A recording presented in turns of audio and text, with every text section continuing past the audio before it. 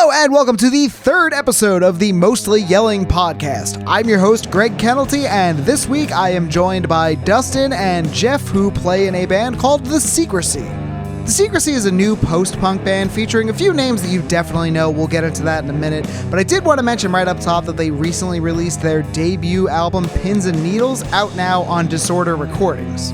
And it's great, man. If you need a post-punk record that's going to make you dance but also make you feel real sad inside, this is a good one. You should definitely listen to it. If you've been into black metal pretty much at any point in your life, then you know Jeff. He currently plays in bands like Altars of the Moon and Bringers of Disease and Chrome Waves and Contrition and Negative Mantra, and in the past has played in bands like Abigail Williams and Wolfhammer. You might also know Dustin as the drummer for Flesher, or Ritual, or Sacred Leather, or perhaps most famously, his role in the band Skeletonwitch. And I'll just tell you right now, we do get into Skeletonwitch a little bit on this episode. And before we get into things, I do want to make one correction about something I said that I totally got wrong later in the episode. I used Metallica's Moth to Flame as an example for something, and I totally meant Spit Out the Bone, so just remember that. Jeff and I also talk about a statistic that was recently published by Illuminate, and this is the exact statistic. US CD sales jumped 16% in the first half of 2026, reaching 16.3 million units and outpacing vinyl's 6.7% growth.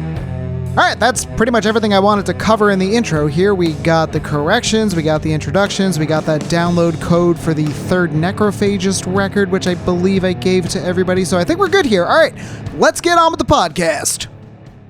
Alright, so I am here with The Secrecy, specifically Dustin and Jeff, and I will let them introduce themselves and what roles they play in the band. I'm Dustin, and I sing, do some synthesizers and some percussion in the band. I'm Jeff. I try to do everything but sing. Perfect. So now, The Secrecy is a relatively new band, right? You guys had kind of a string of singles between, I think, like 2024, 2026, but then recently put out your full length, correct? Correct. So what was kind of that process of going from kind of being single-minded, I guess, you know, just focusing on each individual song to actually sitting down and writing a full record? I mean, was that kind of, you know, difficult in a way? Yeah, I mean, in a way, I guess it was. But also, I think it was more a thing where just at first we were kind of just dipping our toe in the waters of doing a project like this. And then also, you know, just like timing, like, because we're all very busy with other bands and this and that. And I think, yeah, it just really the time didn't lend itself to actually completing a full length until this last year. Yeah, I think also with the singles, we were just trying to figure out where we wanted to go with the project too, because I mean, and then I feel like all of those songs were all kind of written at one time, so they were kind of similar. So we kind of needed to take a little bit of time off to kind of either, you know, experiment a little bit more as well. So, and that's something that you just said is really interesting, because when I listen to the record, it does feel like, you know, some songs are a lot more post-punk minded, but there is a lot of kind of post-metal and like these sort of extreme tendencies on there as well, which I guess isn't surprising given the bands that you've played in. But, you know, was that an intentional thing, or just as you started writing, you realized like, oh, you know what, this fits here, this fits here? I think probably more like mostly just that, like, you know, we all come from a metal and more extreme background. So I think when you get, you know, metal dudes together to write this kind of stuff, those little sounds are going to creep in there one way or another. And so, you know, again, going back to kind of the extreme metal portion of it, you know, when you were writing this, was it intentional to be as post-punk as you possibly could, or was that just kind of the direction that the material ended up taking? Yeah, I mean, I think just, you know, because from the jump, like, it all kind of started with just some ideas that Jeff had, that he had written some instrumental stuff, that he sent over to me, and it was already kind of sitting in that post-punk realm. So yeah, I think it was just kind of a natural evolution from that starting point. Yeah, I think like most of the songs were kind of like a 6 hour, like, you know, me drinking at the computer, just kind of stream of consciousness. So I think, you know, like, I think there's like 5 or 6 of the songs, like the main ideas were written in like 1 or 2 days. So, I mean, then I think Some of the different songs on the album, I think those were kind of all like written later, kind of to fill in the space to where the other songs couldn't fill. You know what I mean? Yeah. Very cool. So I guess why post-punk? You know, I mean, you guys still play in plenty of extreme metal bands. Was there any sort of driving factor to do a project like this? Well, I mean, a big factor for me, just aside from always just, for a long time fan of music, post-punk music, is just, I'm kind of like, and this is not to sound pretentious, but I've kind of done everything else. Like, so let's try this now, I mean, the band was kind of started as a joke. Dustin I think you texted me one day and were like, hey, Chameleons is playing the venue. Do you want to start a band and open? Oh, yeah. I mean, Jeff's right. That was, now that you take me back to the starting moment, that was it. I booked the a show for the Chameleons, and they're one of my favorite bands. So I'm like, well, let's start a band and open up for them. That must have been kind of stressful to realize, like, oh crap, we're in a band, we have a show booked, and we don't really exist yet, right? Yeah. I mean, me being a bit neurotic, like, it was a little stressful, but also like I was very up for the challenge. Yeah, I can't remember how much headway we had. It was at least like 3-4 months, maybe. Yeah. I think it was maybe a bit longer than that, actually. Now that I think about it, I think I booked the show about 5 months out. It sounds. Yeah. So. We started working on the songs in like May of 2024 or something, or June. Yeah, like yeah. And then that show was that fall. I mean, it's kind of incredible then that you've gone from, just a jokey text message to opening to then playing post festival this year. I mean, how was that? Yeah, it's we've been an active band, for a couple of years now, but like, as far as the live front, we haven't done a lot of live shows. So it's pretty awesome that like the handful of shows we have done have all been like really sick. So yeah. It was weird playing at 3:30. Yeah, it was weird playing at 3:30 in the afternoon, but there were people there, so that that made it better. In a way, maybe playing at 3:30 is the move. Then it's kind of like, look, I can go, I can enjoy the rest of the bands, have a drink. I feel like if there are people there, you certainly have more of their attention because they've just started drinking. So they're not hammered at that point. So that being said, like, hopefully we are more memorable walking away from it from the band that you saw at like 11 o'clock at night when you were hammered.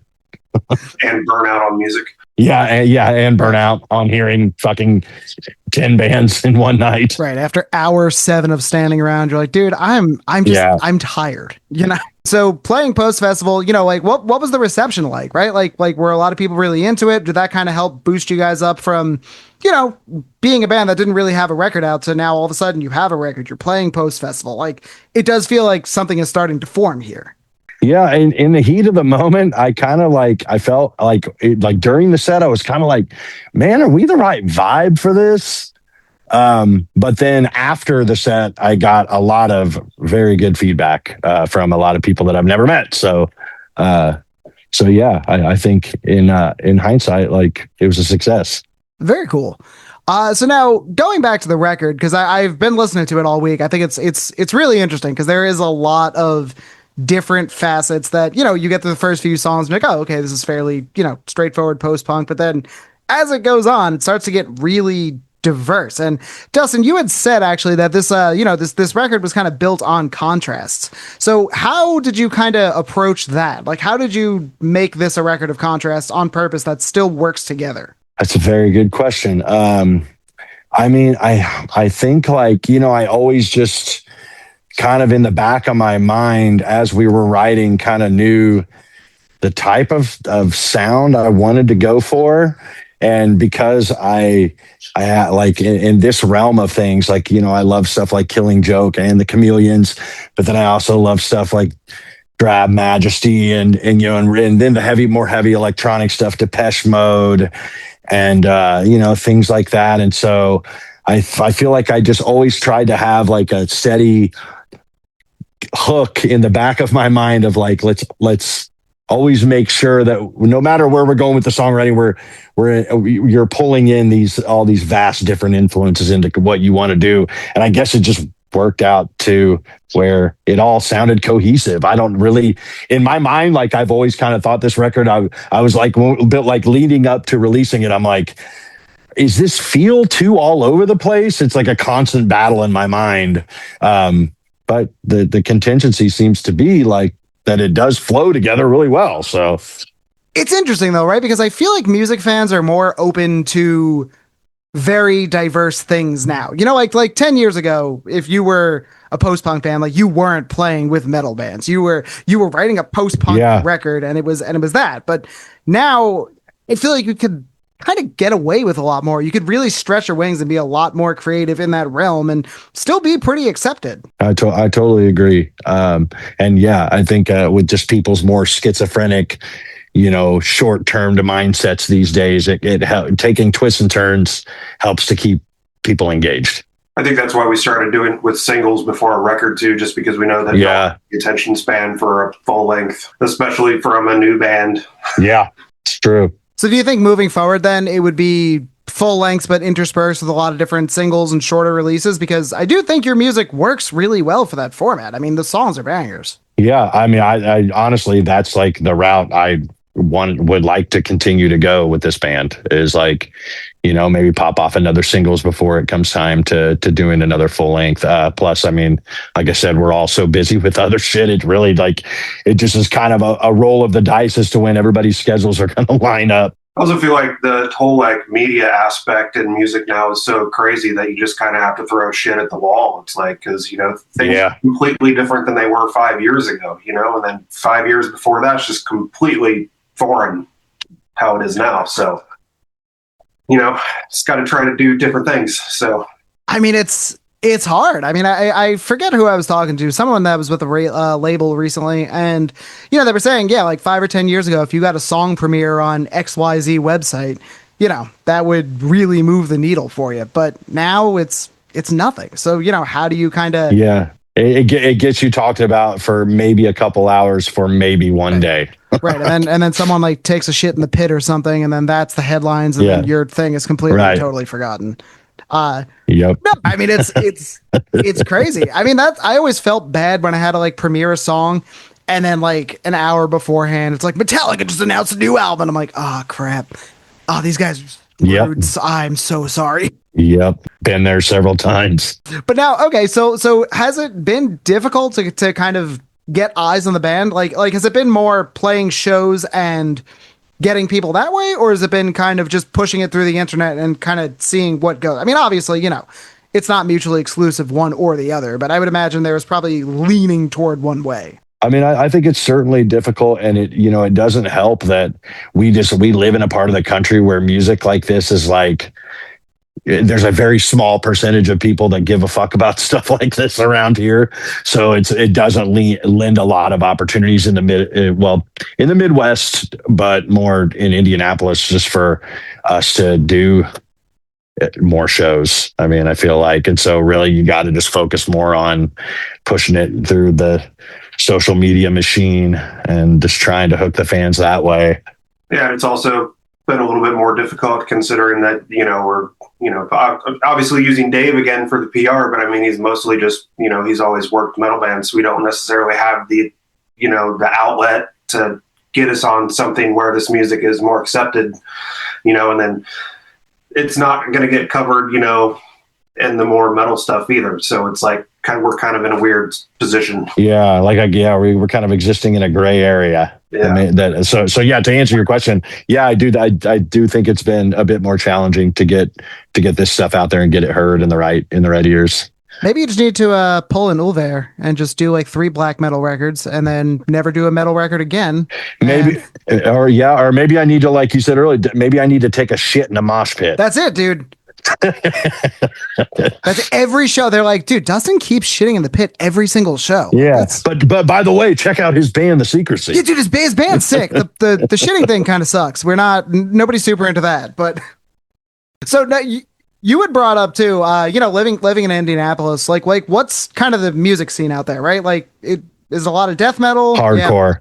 Everybody loves the hardcore. That's what it is. Yes. And it's being, my job is in the music industry as a promoter and and talent buyer. And yeah, man, that's what's bringing in the kids these days. So is there kind of a local scene for you guys at all, or is it you kind of have to play like out a bit? Yeah, I mean, really, like not really here. Like unless a national act comes through and we can get on as like a support. Because yeah, it's as far as the goth scene and anything like, you know, in the post-punk scene, very little bands exist in that realm here, and those that do are a little more heavy on the electronic, and there's like a couple big like dance nights here, like DJ nights, where they will have bands, but I feel like we are almost a bit too heavy to play those nights. So, you know, I don't know if we would go over as well as like a band that's, you know, like more just heavy electronic and more dancey. And we have the dancier songs, but, you know, we mix them with some sad shit too. So, you know, I don't want to make a bunch of kids that are like on club drugs, just looking to have a good time, fucking bummed out for the night. I think there's an art to that, though. I think that's, you know, like, hey, listen, you guys are having a really good time, and now you're about to not have a good time. Sorry, but that's, you know, tough shit. I mean, isn't that what being goth's all about? You want to be sad and depressed, right? Who's dancing? Come on. Yeah. So, you know, again, going back to being a post-punk band, right? Like, who are some of your influences that maybe people wouldn't have, you know, guessed, right? Like, obviously Depeche Mode and, you know, all the things you had mentioned before, like a lot of the big names, but are there any kind of post-punk bands or electronica bands or just bands that are kind of adjacent to your sound that you really dig into? Yeah, the Chameleon, you know, I mentioned earlier, the Chameleons and Killing Joke are probably like my two biggest influences for this band. Personally, I mean, I would just say I'll add The Cure for me, but those three are probably where I'm coming from the most. Yeah, Fields of Nephilim. You know, fuck, man. I don't know. I always get asked this question, then my mind goes blank. I mean, this is every time, dude. The amount of times they're like, "Oh, dude, what have you been listening to lately?" I'm like, music. I don't know. Yeah, there's this thing called music. Maybe you've heard of it. Yeah. I don't know. There's one guy, he's got like a guitar, I think. It's pretty sick. You should check it out for sure. It's like I have to have a note on my phone now when I go to a record store, because I'll walk into a record store and have no idea what to buy. Oh my God. Dude. God, so many times that happens. I had to make a Discogs account to just log all the stuff, because it got to a point where I'd come home and I'm like, I own 3 copies of this now. I have to stop. Oh my God. Yes. I've done that fucking shit too. I mean, like, on one hand, you know, it's great that I'm supporting the store like an idiot by buying the same thing 3 times, but at the same time, like, shit's getting expensive. Can we not? So you guys have done, you know, physical copies of the record. I mean, like, how important is physical media to you? Yeah, I mean, it's very important to me. I mean, you know, to me, it's like, it's part of your life's blood, and is being an artist, you know, is selling the physical media, and, you know, and just trying to do whatever you can to move it. As someone who doesn't play very many shows anymore, I just feel like I'm throwing my money in the trash. I'll be honest.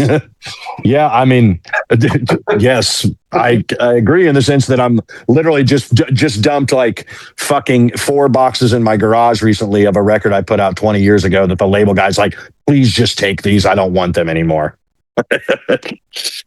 So yeah.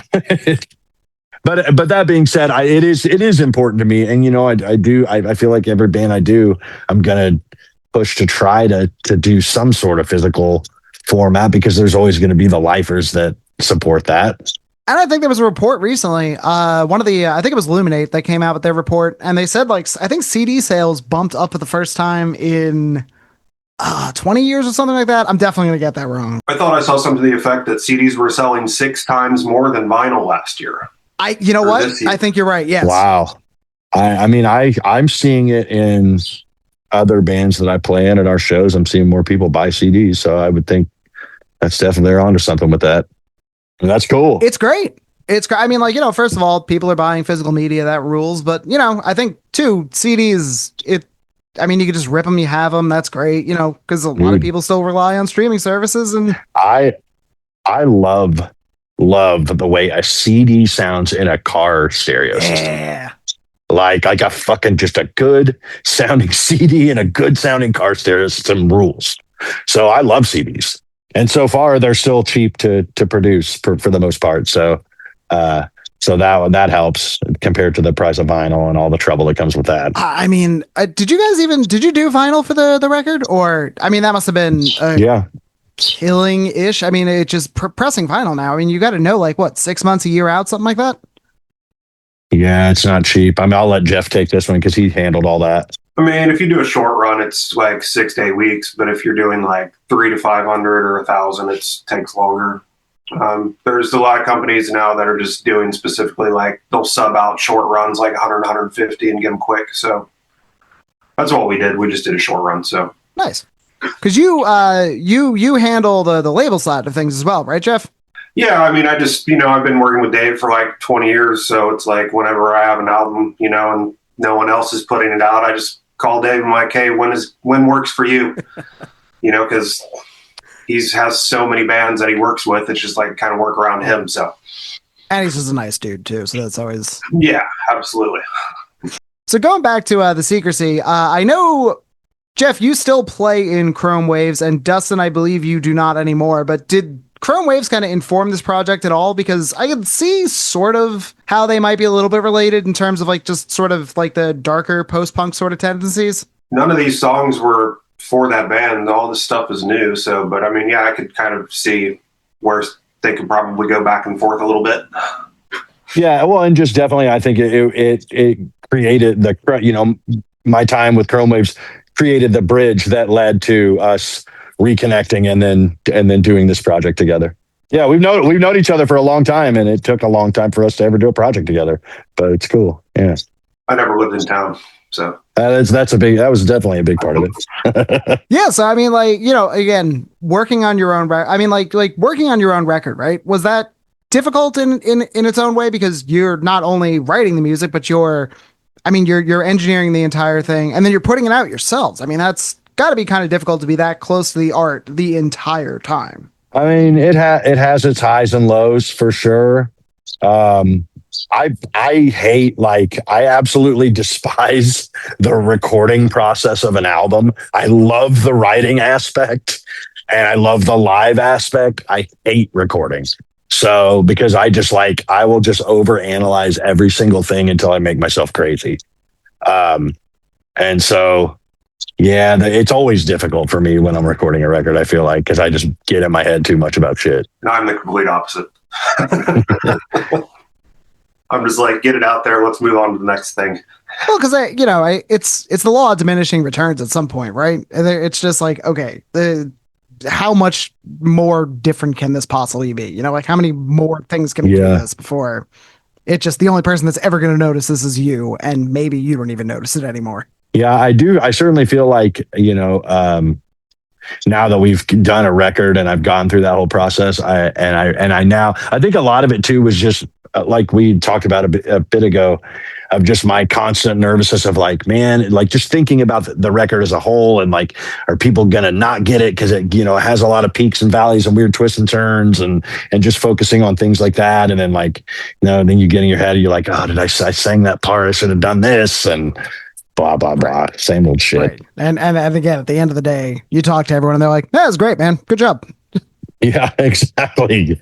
Yeah, I'm not saying, I'm literally agreeing with everyone in the sense that, yes, I'm probably the craziest person and also waste so much time being so crazy because it always ends up being just fine. Well, I mean, but I think there's a value to being that self-critical as well, of, you want to put out something good. You did put out something good, so it's something to be proud of course. Yeah. Oh yeah. So what's kind of the next steps for the Secrecy, right? Like what do you got? Are you planning new music? Is it more live stuff, or is it just kind of trying to slot it into whatever else you're doing? We got a string of shows booked in the Midwest in October. And I think just between now and then, I have like a tour. Everybody's got other stuff between now and like for the next like month or so. So I think we'll probably just like reconvene in September, start getting the set ready for those shows. And then I don't know, I feel like, in my opinion, the winter is the best time to write sad music. So probably just maybe going into the winter, try to write some new shit, work on some new stuff. No, I haven't started anything. So.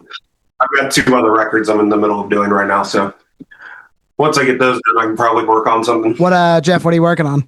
A new contrition record, which the drums are done. I just track the rhythm guitars. So vocals and bass are next. And then I have a new band with Adam that I was in Wolfhammer with. Oh, damn. I didn't even know that. Hell yeah. Sick. Yeah, it's done. I just have to mix it. Yeah, Adam is, I fucking love Adam. And I'm glad to hear he's doing something. His old band, Iron Thrones, was fuck yeah, so damn good. And I feel like nobody ever talks about Iron Thrones, but what a great band. Yeah, all good guys too. Well, I think some of those dudes are in what is it, Witch Ripper now, and that band's absolutely killer as well. But oh yeah, I haven't heard that band. Yeah, they've got a few records out. I think it's like kind of like proggy, stonery type stuff, but it's really really good. Sweet. Yeah, I'm just glad to hear Adam working again, because I know that the Witch machine has like grinded to a halt for many years, and I'm not sure if it's ever happening again. So, dare I ask what is going on with Skeletonwitch? I mean, I know as much as you. Yeah, I haven't been involved for a while, and every once in a while people ask me, and every time I talk to anyone from that camp, they're just like, I don't know. So not my place to speak. Yeah. No, I mean, it's a legendary band, but at the same time, I don't want to drill down and be like, no, but what happened? Like that's I really don't know. I mean, they were still an active band when we parted ways. So I don't know. I don't really know what happened. I think other than people just kind of went down separate paths. Some people got married, some people started different careers.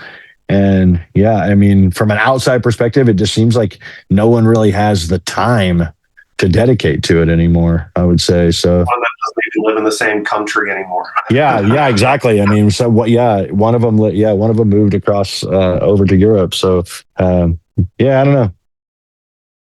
If I find out, I'll let you know.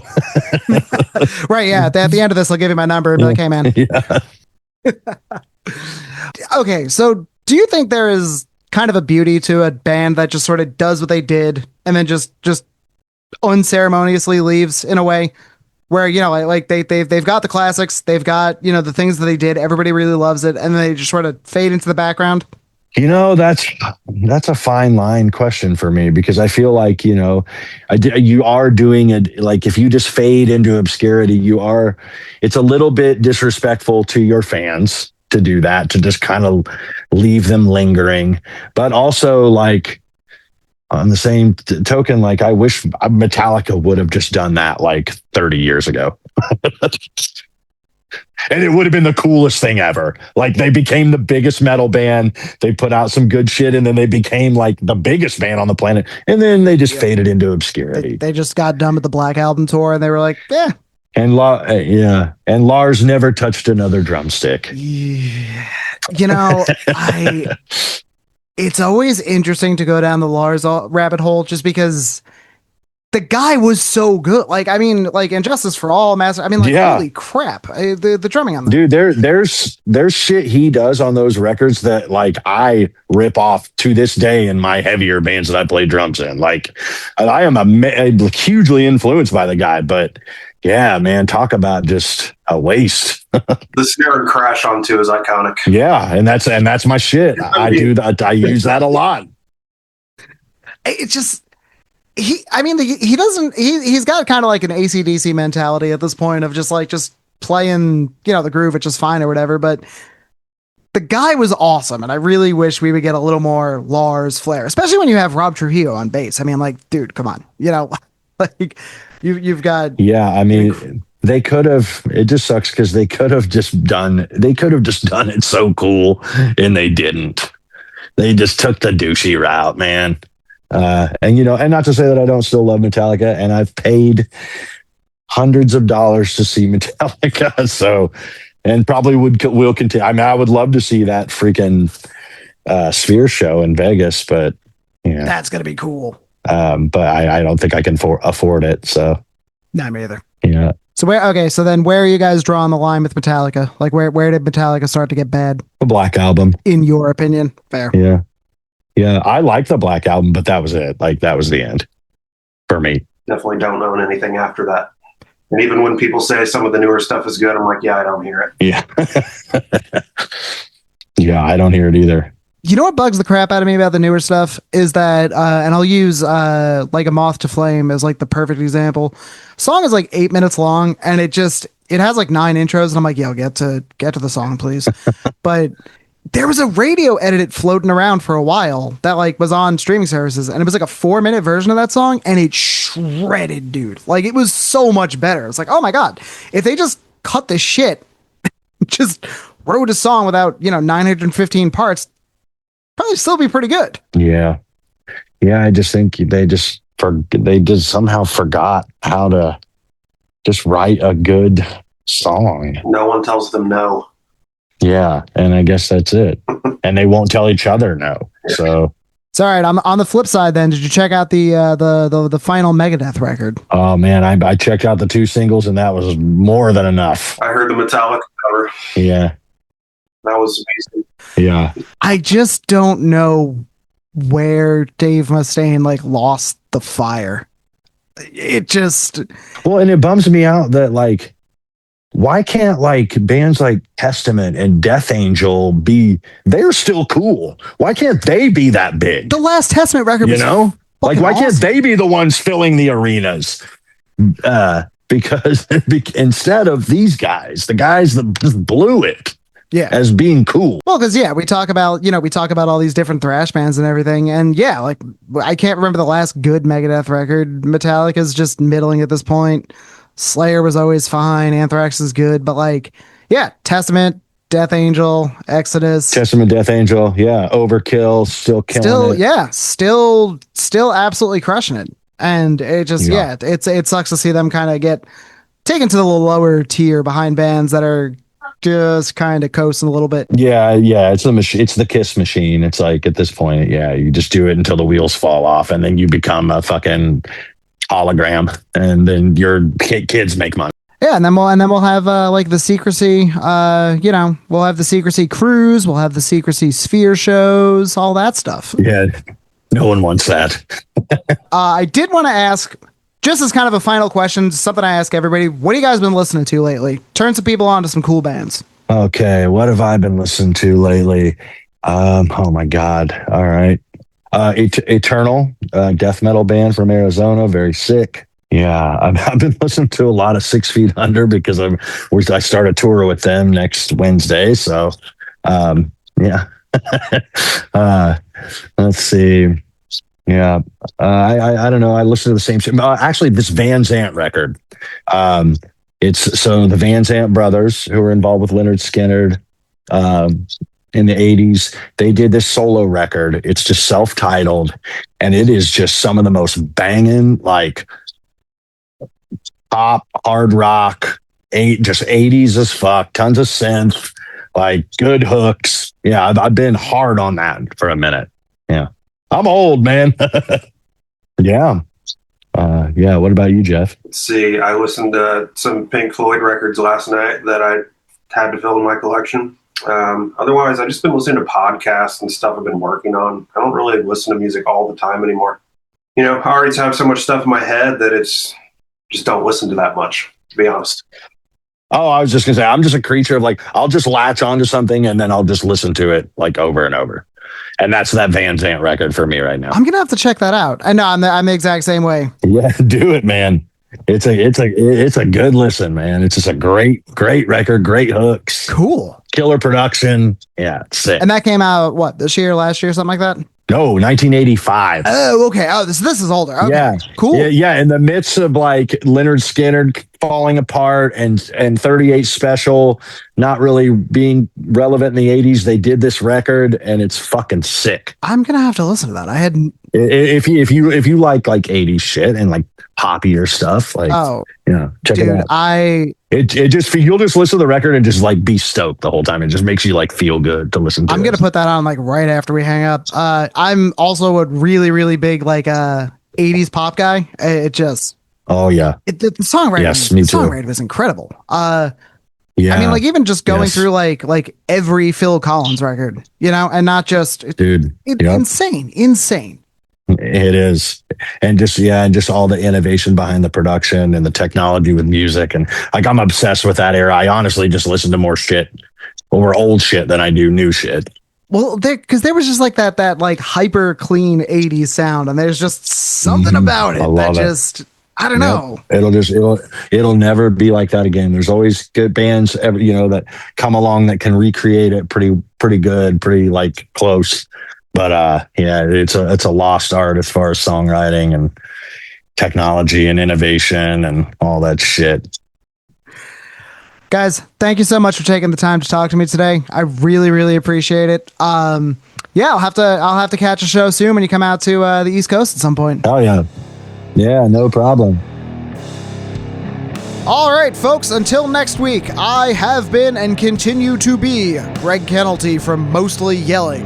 You can find me on Substack at mostlyelling.substack.com. You can also check out my ambient noise, whatever you want to call it, project Disintegration Annex, which is on Bandcamp and all streaming services. And you can always find me right here doing this podcast for you, which, if you got this far, by the way, thank you so much for listening. I will see you next week.